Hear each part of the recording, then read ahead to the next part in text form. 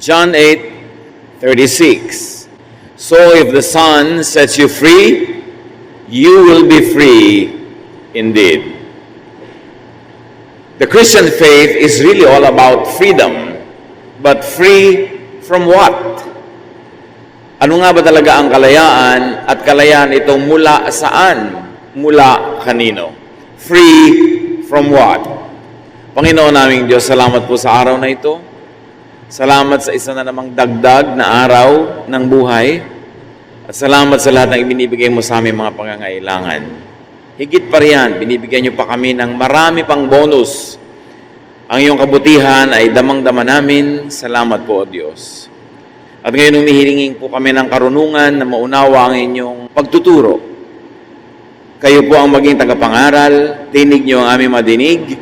And we ask you, Lord, to keep your people safe from all harm, internally and externally, mula sa pandarayan ng kaaway at sa panggugulo ng mga tao. Lead us. Protect us. Teach us. In the name of your Son, Jesus, we pray, thanking you for your generosity, kindness, and goodness.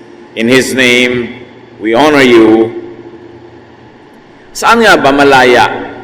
At ano ang dapat na maging bunga ng pagiging malaya? May isa kong paboritong kwento dahil ito'y lagi na lamang nagpapakita kung ano ang kahulugan ng maraming malalalim na bagay. John 8:1-11. Bagamat hindi yun talagang kwentong ito ang ating pagbubulay-bulayan. Jesus walked out to the Mount of Olives. Then early the next morning, He went to the temple. The people came to Him and He sat down and started teaching them. The Pharisees and the teachers of the law of Moses brought in a woman who had been caught in bed with a man who wasn't her husband. They made her stand in the middle of the crowd. Then they said, "Teacher, this woman was caught sleeping with a man who isn't her husband. The law of Moses teaches that a woman like this should be stoned to death. What do you say?" They asked Jesus this question because they wanted to test Him and bring some charge against Him. But Jesus simply bent over and started writing on the ground with His finger. They kept on asking Jesus about the woman. Finally, He stood up and said, "If any one of you have never sinned, then go ahead and throw the first stone at her." Once again, He bent over and began writing on the ground. The people left one by one, beginning with the oldest. Finally, Jesus and the woman were there alone. Jesus stood up and asked her, "Where is everyone? Isn't there anyone left to accuse you?" "No, sir," the woman answered. Then Jesus told her, "I am not going to accuse you either. You may go now, but don't sin anymore." Pamilyar na kwento, gasgas na nga sa tenga ng marami, pero hindi na uubusan ng leksyon para sa atin. Isang babae ang nahuli nila na nakikipagtalik sa isang lalaking di niya asawa, ipinagbabawal ng kanilang mga batas. At ang pataw na parusa dito ay kamatayan, actually originally, both sa lalaki at sa babae. At kung anong nangyari, sa paglipas ng panahon, yung babae na lang ang papatayin at hindi na yung lalaki. Napaikot na nila yung batas para ma-exempt yung mga lalaki na siyang mambabatas at siyang mga nangunguna sa lipunan. So dinala ang kahabag-habag ng babae, walang kalaban-laban, huling-huli sa akto, at dapat siyang patayin sa pamamagitan ng pagbato hanggang mamatay. Can you imagine kung gaano kasakit ang batuhin ka hanggang mamatay? Naranasan na nating mabunggo, mauntog, ang sakit, pero yung hanggang madurog ang bungo mo, hanggang mamatay ka, babatuhin ka, hindi lang ng maliliit na bato, pati ng malalaki. At yun ang gustong gawin ng mga tao doon sa babaeng nahuli na nagkakasala, ayon sa kanilang batas. At sinabi ni Jesus, alam natin yan, kung sino sa inyo ang walang kasalanan ay mauna nang bumato. Ang totoo niyan, hindi lang yung babae ang inuusig, si Jesus man ay dinadaan sa pagsubok at siya ay nililitis. Kasi pag sinabi niyang huwag batuhin, ibig sabihin, hindi siya sumusunod sa batas. At pwede na rin siyang batuhin hanggang mamatay. Pero pag sinabi niyang batuhin, ibig sabihin, hindi siya susunod sa sarili niyang batas ng pag-ibig at pagpapatawad. Kaya lose-lose. Kahit anong piliin ni Jesus, talo siya sa tingin ng mga gustong at nagpakana na siya ay makorner, masubukan at mahuli. Pero napakaganda ng sagot ni Jesus. Hindi niya diretsong sinabing huwag niyong batuhin, therefore he cannot be accused of not obeying the law. Pero hindi naman niya sinabing batuhin dahil he will be accused of not obeying his own law of love. Kundi sabi niya, sige, pwede naman batuhin, pero binigyan niya ng qualification na ang babato, yun lang walang kasalanan. Knowing very well that everyone is guilty of some sin or the other at hindi lang lahat ay nahuli nung oras na yon. Pero ang dapat natin pagtuunan ng pansin sa panahong ito, bagamat maraming pwedeng pansinin sa kwento na yan, is that people were bound to and by the law. Gapos, nakatali, nakakulong, nakakadena ang mga tao sa batas ng kanilang relihiyon. Kung kaya't, people will kill or die because of religious law. Obligado sila ng kanilang batas na pumatay nang sa tingin nila ay nagkakasala at obligado ka namang pumayag na ikay patayin pag naman ikaw ay nagkasala. Kaya parehong yung nagkasala at hindi nagkasala ay mayroong pananagutan, pumatay o mapatay. Suriin naman natin kung ano magiging bunga nito sa lipunan, sa tao, sa individual, sa magkakaibigan, sa magkakamag-anak, na lagi nalang merong mahuhulihang nagkakasala. Yung hindi na huli at nakahuli, sila ang papatay, at yung nahuli, papatayin. Araw-araw halos, may ganitong violence na nagaganap because of the law. Knowing very well that it is impossible to obey all the law all the time, then it's only a matter of time hanggang ang lahat ay mapatunayan nagkasala at dapat nang batayin at barilin kung baril ang parusa pero noon ay bato. James 2:10, if you obey every law except one, you are still guilty of breaking them all. Ang linaw nito, kung mahilig ka sa batas, sa utos ni Moses, isa lang ang di mo masunod, ay ituturing na rin di mo sinunod ang lahat. Makasalanan ka na rin. Kaya konti, kaya marami yung kasalanan mo, makasalanan ka pa rin by the law. Lawbreaker ka pa rin no matter how much you try. Under the law, and because of the law of Moses, no one is free. Everyone is guilty and condemned. At dahil ang mga tao ay guilty and condemned, ang hilig din nilang magpagilty sa iba at mang-condemn ng iba. Dahil hindi sila tumatanggap ng pagpapatawad, hindi rin sila mapagpatawad because you cannot give what you do not have. And that's what they never had, peace of mind. Ang lahat ng tao ay naghahanap ng kapwang nakakasala para mabato, at lahat ng nagkakasala ay nagtatago dahil sila ang mababato. Walang kapayapaan ang relihiyon na ito. Nagiging mapanuri para kang pulis, laging naninita, laging nanguhusga, walang katahimikan, wala kang pwedeng pagtiwalaan. Galatians 3:10, anyone who tries to please God by obeying the law is under a curse. Scriptures say, everyone who doesn't obey everything in the law is under a curse. So pag mahilig ka sa law, everything or nothing. Sundin mo ang lahat dahil bali walang sundin ang 99 kung yung 1 hindi nasunod. At sinasabi dito na sino man ang nagnanais na ang Diyos ay mabigyan ng kasiyahan sa pamamagitan ng pagiging mabuti, sa pamamagitan ng pagiging sinless, sa pamamagitan ng pagsunod sa mga alituntunin ng batas, sila ay nasa ilalim ng sumpa. Dahil hindi nila mabibigyan ng kasiyahan ng Diyos, dahil hindi naman nila masusunod ang lahat ng law. Romans 3:10, the scriptures tell us, by the law, no one is acceptable to God. Kung ang gagawin ng Diyos sa panukat sa tao ay ang batas, walang tatanggapin ang Diyos ni isa. Kaya kung ang gagawin din nating panukat sa kapwa-tao ay batas, wala tayong tatanggapin. Itatakol mo ang iyong magulang, itatakol mo ang iyong anak, ang iyong kapatid, maghihiwalay lahat ang mag-asawa. Kung ang gagawin nilang panukat sa kapwa, tao ay ang batas na dapat ganito, dapat ganon, dapat perfect ka, dapat ito sundin mo, ito ganon. Kasi lahat naman nakakasira ng mga alituntunin na yan. Walang nakakasunod ng lahat ng alituntunin ng moralidad sa lahat ng oras. Kaya ang Diyos, kaya lang tayo nagiging katanggap-tanggap dahil binabaliwala niya yung batas at ang pinapairal niya yung batas ng pag-ibig na sinabi ni Jesus. Tayo man, sa lahat ng relasyon natin sa kapwa, nananatili lang tayo magkakasama kung ang ating paiiralin ay batas ng pagpapatawad, pagmamahal at pag-ibig. Pag ang pinairal natin ay legalidad, yung dapat ginagawa mo tas hindi mo ginagawa, therefore guilty ka, lahat ng tao maghihiwa-hiwalay. Kaya ipinakita na sa atin ni Jesus kung anong dapat.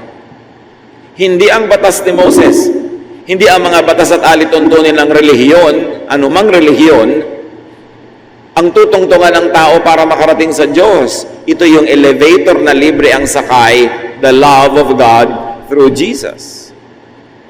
John 8:12, once again, Jesus spoke to the people. This time He said, I am the light of the world. Follow me and you won't be walking in the dark. You will have the light that gives life. Sa pagsasabi nito, indirectly but clearly, sinabi ni Jesus na ang mga tao sa kanyang panahon, sa kabila ng pagiging relihiyoso, ay nabubuhay sa kadiliman. Naglalakad ng bulag, walang liwanag. Kaya sabi niya, ako ang inyong sundin, hindi ang law, hindi ang mga Pharisees, hindi ang inyong mga religious regulations. Kasi pag sumunod kayo dyan, lagi kayo nabubulid, lagi kayo natutumba, nahuhulog, dahil walang perfect. Under the law, because of the law, people were in darkness, according to Jesus. And therefore, people were lifeless. People were dead. Meanwhile, the opposite is Jesus. Jesus is life. He is light. He is love and grace, not the law.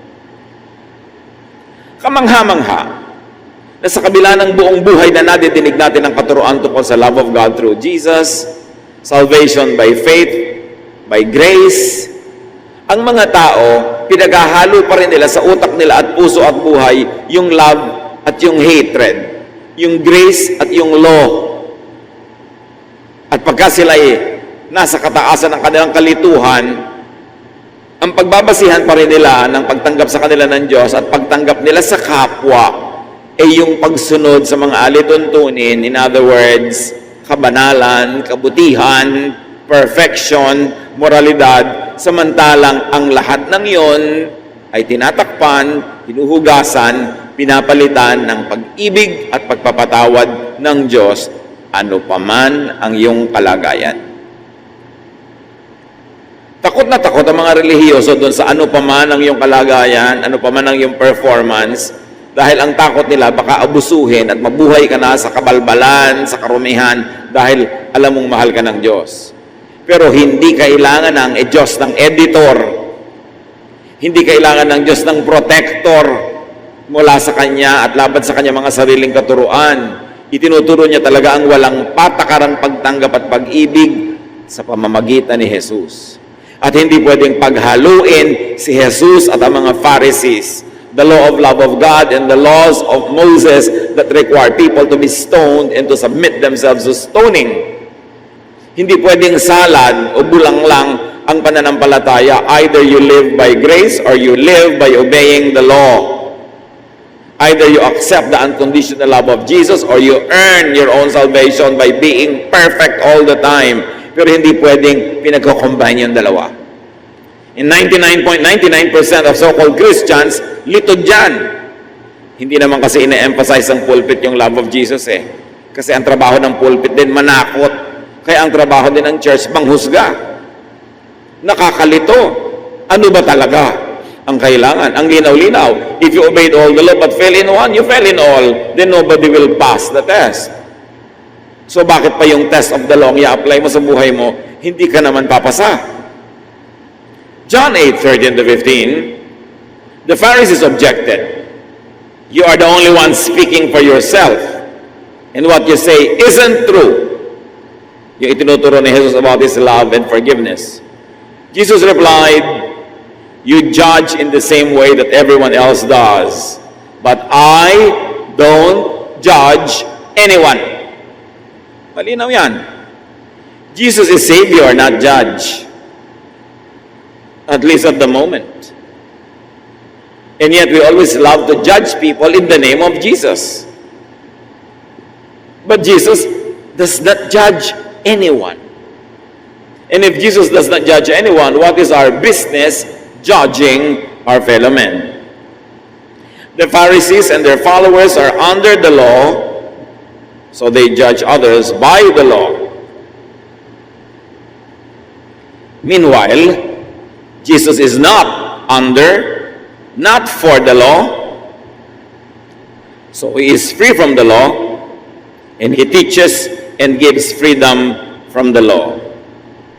Yan lang ang maunawa ng Kristiyano, tatahimik ang buhay niya at magiging masarap din siyang kasama. Ang pagkakaiba ng law at grace, ng freedom in Christ and yoke of slavery under the law. Pag naintindihan niya yon at pinili niya si Jesus at pinili niyang lumaya from the law of Moses, hindi na siya kahit kailan matatakot, perfect man o hindi perfect ang kanyang performance, at hindi na rin siya mananakot, at hindi na siya mambabato ng kapwa. The reason why many Christians continue to stone others is because they don't understand what it means to be free in Jesus. What the love of God through Jesus means. Kasi parang ganito, salvation is free. It is by love of Jesus. It is by forgiveness. Tanggapin mo ito because you are now under grace, under love. At pagkatanggap mo kay Jesus, sasabihin ng church, huli ka, tumanggap ka na. Ngayon, member ka na ng church namin, balik na tayo under the law. Ito na uli ang mga law. Ito na uli ang mga law. At pag hindi ka sumunod, ititiwalag ka namin, papagalitan ka namin, pag-uusapan ka namin, i-judge ka namin. So sa kanila, yung salvation by grace, pang-akit lang para sumali ka sa kanila. At oras sa sumali ka na, ibabalik ka uli sa law. Gapos ka na naman, nadagdagan pa.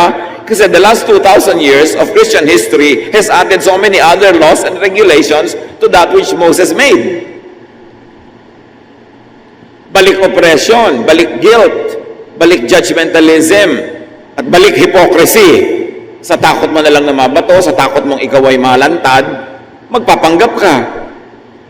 Kaya ang mga tao sa church may mga maskara. May nag-comment nga, pinaka-hypocritical people daw on earth ay mga taga-church Kasi lagi nagpapanggap. Paano? Pagka sinabi mo ang totoo, huhusgahan ka. Nasaan si Jesus? Nasaan yung freedom? Nasaan yung grace? Nawala. Pang-akit ang salvation by faith. At pag tinanggap mo na, biglang, works na uli yan. Kailangan wala kang katapusan ng pagsisikap na abutin ang hindi mo naman kayang abutin kung talagang aaminin mo lang. John 8:21-24, Jesus also told them, I am going away and you will look for me, but you cannot go where I am going, and you will die with your sins unforgiven. Sabi sa pupuntahan ko, di kayo makakasunod. Dahil sa kalagayan nyong yan, mamamatay kayo nang hindi kayo napapatawad. Anong kalagayan? Yung ang inaasahan ay personal performance. Yung ang ginagawa ay husgahan ng personal performance ng iba. Sabi, because ang pinapairal nyo ay law, papairalin din sa inyo ang law. And you will never be forgiven.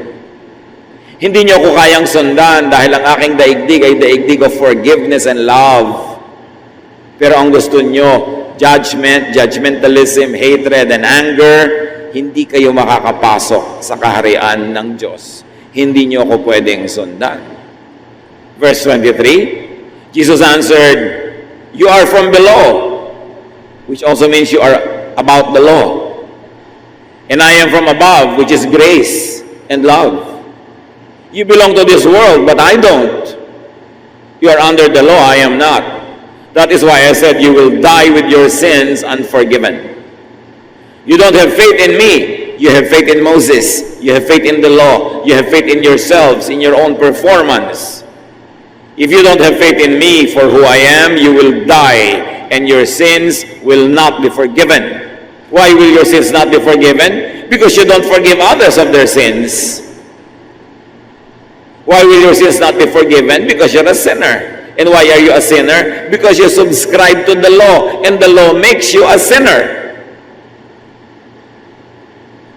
Pag may nakalagay na no parking at nag-park ka, may kasalanan ka na. Pero kung walang nakalagay na no parking, kahit mag-park ka, wala kang kasalanan. At yun ang inalis ni Lord, yung no parking sign, yung law, ang inilagay niya, love, I love you.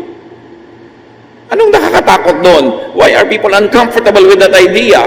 Because they want to be under the law. They're afraid of their own selves and others that you might abuse God. Sobrang laki ng Diyos, hindi mo kayang abusuhin. Hindi mo siya kayang ubusin ang pag-ibig niya. Nothing can separate you from the love of God through Jesus. No height nor depth, no length nor width, no demon or angel, no adversity or goodness, no misfortune or fortune can separate you from the love of God through Jesus. And yet, why are we so afraid of love? We are afraid to love, and we are afraid to teach love. Iniiba natin ang katuruan ng Diyos. Under grace na nga ang Kristiyano, ibabalik mo uli sa law. Puro guilt. Faith in Jesus sets people free from sin and the law and from spiritual death because the law of Jesus invalidates the law of Moses. Gaano kahirap maintindihan yon? Pero pag pinaghalo mo sa iisang sisidlan ng love of Jesus and law of Moses, confused ka. And you will confuse everyone else. And you will never have peace. How can anyone under the law have peace when you know that every moment of your life, you are not able to obey all the law all the time? Sinob na nga ng Diyos yung problema. Sige na, love na lang. Kaya kumisan, pag kami mga meeting ang mga leaders ng church, anong gagawin kay ganon, anong gagawin kay ganyan, dapat sinasabi, love na lang. Meeting adjourned. Hindi ipapatawag pa si nagkasala, lilitisin. Ano mga kasalanan mo? Sinong kasama mo kasalanan? Tawagin dito. Ihantad sa publiko sila. Sabihin ang mga kasalanan nila, parusahan sila. Moses yun! Marami mga Christian churches, si Moses naman yung idol, hindi si Jesus eh. Mahirap ba maintindihan yun? Kaya hindi tayo napanatag, hindi tayo natatahimik. At habang nagba-Bible study yung tao, habang umaaten sa church, lalo humihirap kasama, lalong nagiging mapamuna, mapamintas, lahat na lang makasalanan, lahat masama, kasi nga nagiging maka-Moses, hindi maka-Jesus. Kailan pa mag-ahari si Jesus sa ating puso, habang laging sinasabi ng ating nguso na si Jesus ang hari? John 8:30, after Jesus said this, many people put their faith in Him, meaning no longer in the law, but in Him. Yun ang mga unang tunay na Kristiyano, yung kumawala, humulagpos sa law of Moses, sa traditions of Israel, at tinanggap ang walang patakarang pag-ibig ng Diyos na iniaalok ni Jesus. Nung tumigil silang piliting akyatin ng matarik na bangin paakyat sa Diyos, nalaglagan lang sila ng laglagan dahil hindi nila maakyat at sumakay sila sa elevator ng love of God through Jesus. Yun ang mga unang Kristiyano. Saved by faith through grace, not by works, meaning not by obedience to the law. Sumusunod ka na lang sa ideya ng batas, pagmananampalataya ka na, dahil mabait ka o gusto mong mabait at pinipilit mo maging mabait, pero hindi para tanggapin ka ng Diyos, hindi para patawarin ka ng Diyos, hindi para maligtas ka. Gumagawa ka ng mabuti, sinisikap mong gumawa ng mabuti dahil ligtas ka na, hindi para ka maligtas. At kung ligtas ka na, sinisikap mong gumawa ng mabuti, panakana kayo nagkakamali ka, nahuhulog, ligtas ka pa rin. Kaya gumawa ka uli ng mabuti, nadapa ka, bumangon ka uli, nahulog ka, umakyat ka uli. Pero at the end of your life, you will see God face to face because you are saved through faith, not by works. Kaya yun ang pinag-uusapang eternal salvation. Once saved, always saved. Because your salvation is not according to your performance. It is according to the love of God through the performance of Jesus, which is perfect. the perfection of Jesus transfers to the imperfect believers who are made perfect by their faith. Dapat pagkalinaw-linaw nun. Kaya tayo mapanghusga, kaya tayo laging guilty, kaya tayo laging nagpapanggap kasi hindi natin naiintindihan that we are saved by God's love through the perfect sacrifice of Jesus. And though we are to strive towards perfection, we must admit that we can never be perfect this side of eternity, and all our imperfections will be charged to the cross. Kaya tayo may Savior. Hindi natin Savior ang ating sarili. At dahil hindi tayo Savior ng ating sarili, hindi din tayo Savior ng kapwa, therefore hindi rin tayo dapat judge ng kapwa. John 8:31-32. Jesus told the people who had faith in Him, "If you keep on obeying what I have said, you truly are my disciples. You will know the truth, and the truth will set you free." Pagpatuloy kayong sumunod sa akin, tsaka nyo palang marirealize yung katotohanan. Yung katotohanan ng pag-ibig ng Diyos, yung katotohanan ng pagpapatawad, yung katotohanan na magiging malaya. At pag naintindihan nyo na ito, lalaya kayo. Saan kayo lalaya? Sa needless guilt that you carry in your heart all the time. Lalaya kayo sa oppression ng religion at lalaya kayo sa pagiging oppressive in the name of God. Mapapayapa kayo, matatahimik ang loob nyo, not because you are perfect, but because you know that the perfect work of Jesus makes you perfect in the court of God by His performance, not by yours. Then you will be free. At pag naintindihan mo at natanggap ang pag-ibig ng Diyos na walang patakaran para sa iyo, matututo ka ring magmahal at tumanggap sa iba ng walang patakaran. Habang napakataas at napakasungit ng patakaran mo sa iba, ibig sabihin lang noon, hindi mo pa lubos na nauunawa ang bait sa iyo ng Diyos. Kasi pag naraman mo na kung gaano kabait sa iyo ang Diyos, magiging mabait ka rin sa kapwa. Kaya hindi ka mabait sa Diyos kasi hindi mo pa nararamdaman kung gaano kabait ang Diyos sa iyo, kasi ang tumatalab pa sa buhay mo ang sungit ni Moses. Ang law niya, hindi ang grace of God through Jesus. Yun ang pinakamahalagang maintindihan. Kaya sabi ni Jesus, "Come to me, all of you who are tired of obeying the law, tired of being judged, tired of being hypocritical. Come to me, all of you who are tired and heavy laden, and I'll give you rest. Take the yoke I give you. My yoke is easy, my burden is light." Gagaan ang buhay nyo, gagaan ang dibdib, luluwag ang paghinga, dahil mabubuhay kayo sa katotohanang mahal kayo ng Diyos at ang aking ibinayad para sa inyo ay sapat. Kaya hindi man kayo perfect, at dapat naman na lagi kayong maging mabuti kasi anak kayo ng Diyos, pero sa mga panahong di kayo magiging kasimbuti ng inaasahan, mabuti pa rin kayo sa tingin ng Diyos dahil ang nakikita niya ay ang dugo ni Jesus na inihuhugas sa inyo, hindi ang inyong mga sarili-sariling dumi. Pag na-realize mo yon, mapapahinga ka. At sasabihin mong, "Salamat o Diyos, napakabait niyo po. At dahil dyan, magiging mabait din ako sa aking kapwa." Eh bakit ka masungit? Eh ang sungit-sungit din ni Moses sa akin eh. Eh di masungit din ako sa iba. Eh bakit lahat sinusukat mo by the law? Eh kasi ako din sinusukat sa law ni Moses.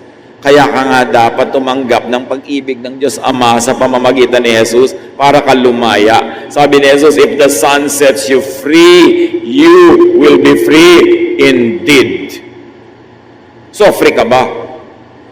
Sabi niya, "If you follow what I said," meaning follow me, follow in my way, not in the way of the law, not in the way of the Pharisees. Obedience to Jesus, obedience to the way of Jesus, not to the law, is the mark of true discipleship. Ang tunay na patakaran, pamantayan at kakakilanlan sa sumusunod kay Jesus, siya ay maibigin. Hindi mapang-usig. At sa pag-ibig na yon, sa Diyos at sa kapwa, natututunan din niyang ibigin ang kanyang sarili kahit alam din niyang hindi siya perfect. Self-rejection is the result of being oppressed by the law. Pag nire-reject mo ang iyong sarili, to the point na gusto mong sirain ang iyong sarili, to the point na gusto mo pampatayin ang iyong sarili, ibig sabihin, sobra ka ng nalason ng law, na pati ang sarili mo ayaw mong tanggapin, samantalang katanggap-tanggap ka sa Diyos, kung iintindihin mo lang ang ibig sabihin ng pag-ibig ng Diyos sa pamamagitan ni Jesus. A true disciple is not measured by the kind of Bible version he reads. A true disciple is not measured by the many ministries he holds. A true disciple is known by his love, by her love. Love is the measure of all things. Paul says love is the greatest. And Jesus says that all the law and the commandment is all about love. So if your interpretation and application of the law and the commandments is unloving, baloktot ang pagbasa mo at mali ang pagkakaintindi mo. Pag ginawa kang masungit, mahigpit, malupit ng law, ng religion, baligtad ang dating sa iyo noon. Dapat pinabait ka. Ginawa kang mapagtanggap, maibigin. True disciples get to know the truth, who is really none other than Jesus. True disciples are set free from the law, from sin, and from judgment. From the punishment issue of sin, and from being judged and being judgmental. Ang laking kalayaan yon, ang laking luwag ng dibdib. At pag naramdaman natin ang ganong luwag, ganong kalayaan, nagiging mapagpalaya din tayo sa iba. Niluluwagan din natin sila. You can give only what you have already received. You cannot give what you do not have. So if a religious person is not loving, they don't have the love of Jesus, therefore they are not disciples of Jesus. Akala lang nila. John 8:36, if the Son gives you freedom, you are free. And yet, marami sa mga so-called Christians, puro pa rin sin ang laman ng utak, sin ang focus, sin ang doctrine, sin ang lagnat. And they demonize anybody who is not always obsessed with sin. Lagi nila ang pinag-uusapan, sin. Sino ang sinful? Sino ang dapat parusahan? Ano ang sin? Laging yun ang laman. Ang bunga tuloy sa mga tao, guilt. Judgmentalism. Hypocrisy. This is not restful. This is not of the Lord. Bakit laging pinag-uusapan ang sin? Ibinayaran na ni Jesus ang sin. Tapos na ang issue ng sin dahil ang issue na dapat ngayon, forgiveness and love. Akala ng iba, pagkat labang ituturo mo, para kang hippie, para kang bangag na drugista na love, make love, not war. Ganun ang ginagawa nilang image pag nagtuturo ng love. Eh di ganun ang gawin nilang image si Jesus? Dahil si Jesus, ang kapural ng love. Siya ang promotor ng love. And yet many Mosaic pulpits, many pulpits under the law, deride, insult, and malign the doctrine of love. Pag labang itinuturo mo, itinuturo nila para kang isang hampas lupa na pakalat-kalat sa mundo, tamad, walang ginagawa kundi love man, peace man, parang ganun. Eh si Jesus ang nagturo ng love. At ang kanilang dinadramatize, akala mo napakagandang virtue, eh lagi nilang righteousness, sin.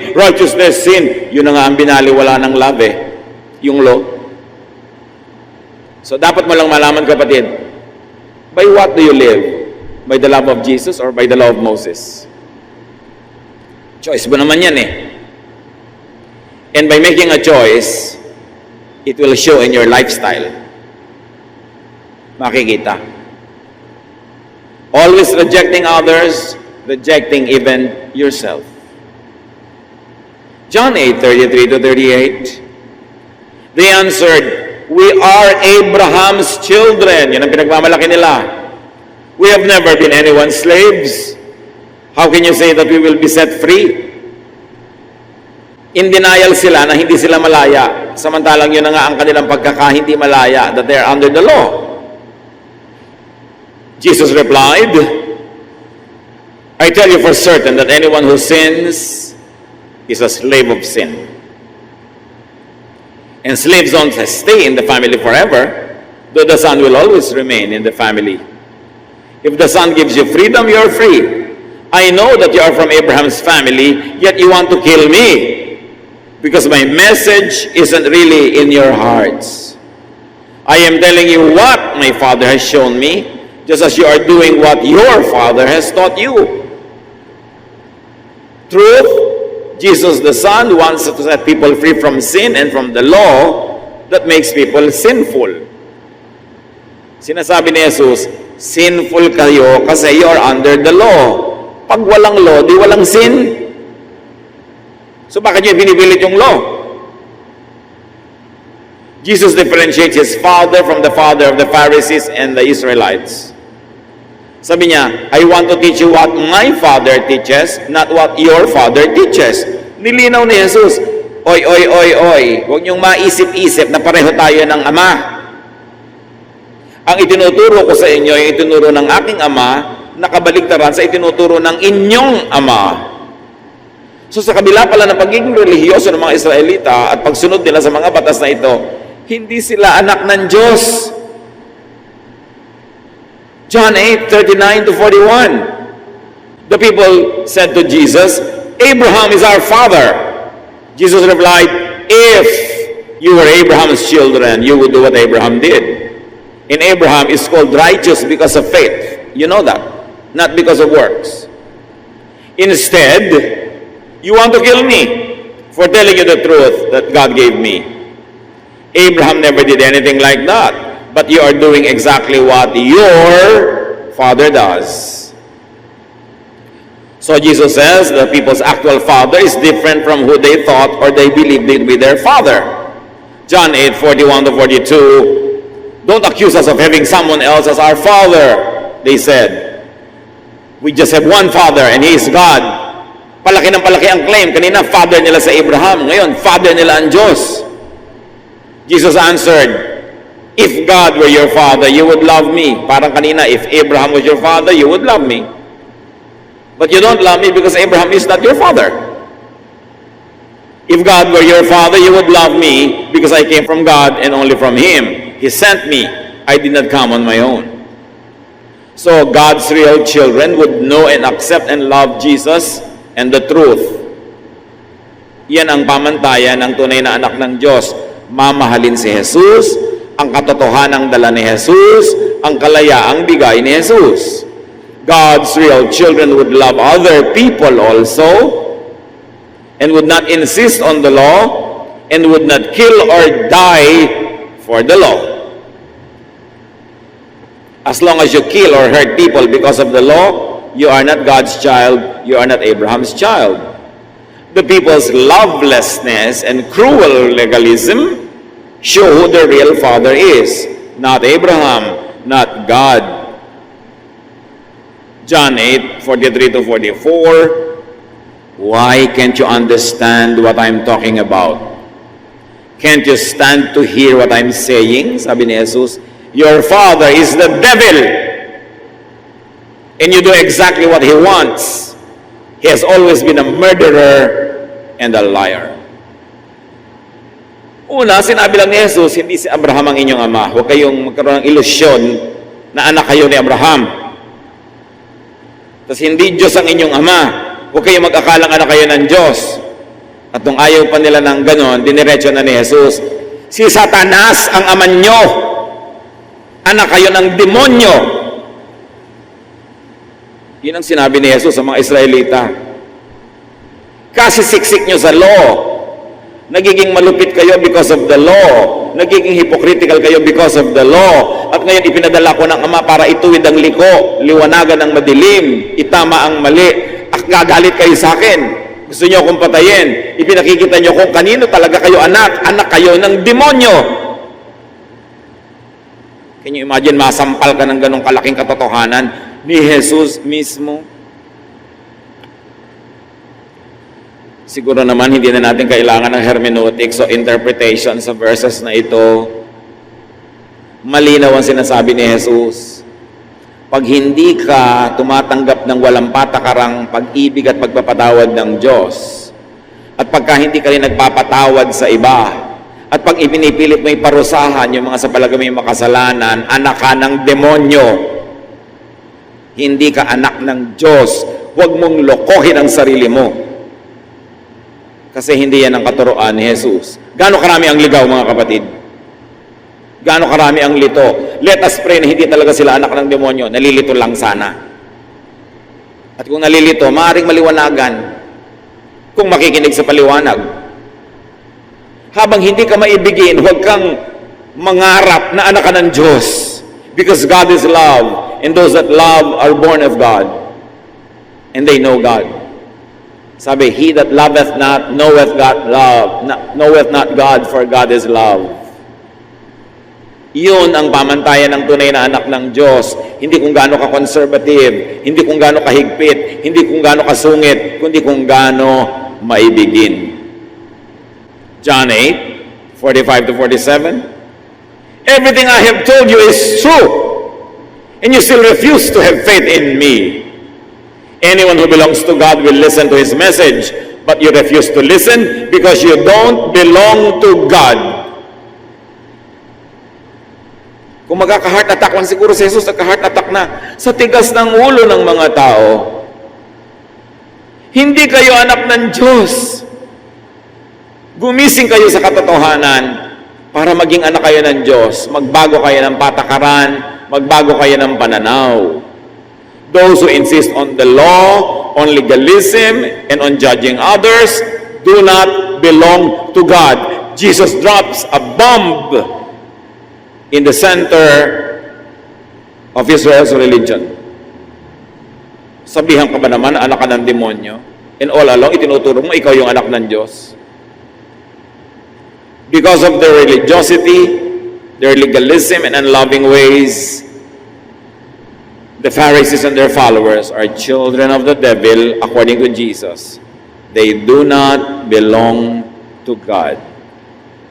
That's why they cannot give God's love, because they do not have it. Kaya sabi niya sa Pharisees, woe to you, Pharisees and teachers of the law! You travel over land and sea to win a single convert, and when he becomes your convert, you turn him to be twice as much a son of hell as you are. You stand in the way of people. You don't enter the door of heaven, and you will not let anyone enter. Hinaharangan nyo dahil ang pinakakain nyo, ipinalululo ninyo, ipinantatali nyo sa mga tao is the law. The true children of God are free from the law and the compulsion to impose the law. Hindi ka inassign ng Diyos na maging hukom. Don't judge anybody and don't punish anybody for their sins. If anyone would punish them, it will be God. But Jesus received all the punishment so that we may be free from the punishment. Even in the court of law, you don't practice double jeopardy. Hindi mo paparusahan ang naparusahan na, hindi mo husgahan ang nahusgahan na for the same sin. At hinusgahan na si Jesus para sa kasalanan ng lahat ng mananalig, bakit manghuhusga ka pa sa tao? Na nagpapasakop naman kay Jesus at isinusuko kay Jesus sa kanyang buhay. The true children of God are free from condemnation and from condemning others. Ang tunay na anak ng Diyos hindi lang malaya mula sa panunuligsa at mula sa panghuhusga ng kapwa, lumaya-laya rin sila sa pagiging manghuhusga. The true children of God are free from judgment and from judging others. Test teachers and teachings for Jesusness or for lack of it or for opposition to it. Maraming ang tawag sa sarili nila Kristiyano, ang totoo, kontra kay Kristo. Habang ang ipinipilit mo ay law and punishment for lawbreakers and sinners, kontra ka kay Kristo. Dapat malinaw yun. Test teachers and test your own belief system and yourself. At sabi mo, Kristiyano ba talaga ako? O Pariseo ba ako? O nalilitong pinaghalong Kristiyano at Pariseo at actually more of Pariseo than Kristiyano? Who is your father? Whose child are you? Are you free in Jesus? because the true children of God are free in Jesus, and they set others free also because of the love of Jesus. Come to me, all of you who are tired and heavy laden, and I'll give you rest. Take my yoke upon you. My yoke is easy, my burden is light, and you will find rest for your souls. Yan ang pangako ni Jesus. Be free. Dear Lord, we thank you for freedom. Salamat sa mga verses na ubod ng linaw. Maliwanag pa sa sikat ng araw sa tanghaling tapat kung sino ang tunay na itinuturing ng iyong anak na si Jesus, na anak ng Diyos at anak ng Diablo. Ipaliwanag mo sa amin ang mga bagay na ito, Panginoon. Turuan mo kaming linawin ang aming isip at iwagwag, iwaksi, tanggalin ang mga mali at baluktot na paniniwala maging ng mga Kristiyano na natanim sa aming utak at nagpapabigat ng buhay at nagpapalayo ng aming loob sa inyo at sa aming kapwa. Teach us to accept fully and just be thankful for your love through Jesus, and teach us to love others fully because you love us also. Pagbulay-bulayan natin ang makahulugan ito, mga kapatid, at paano ito i-apply sa ating pang-araw-araw na buhay, at huwag na tayong palito muli kailanman kung tayo Pharisee o Christian, kung tayo under the law or under grace, kung malaya ba tayo o bilanggo. Dear Lord, clarify all of these important issues in our minds and let them find fruition, let them find results in our daily life. Magbulay-bulay tayo, makipag-ulayaw sa Diyos.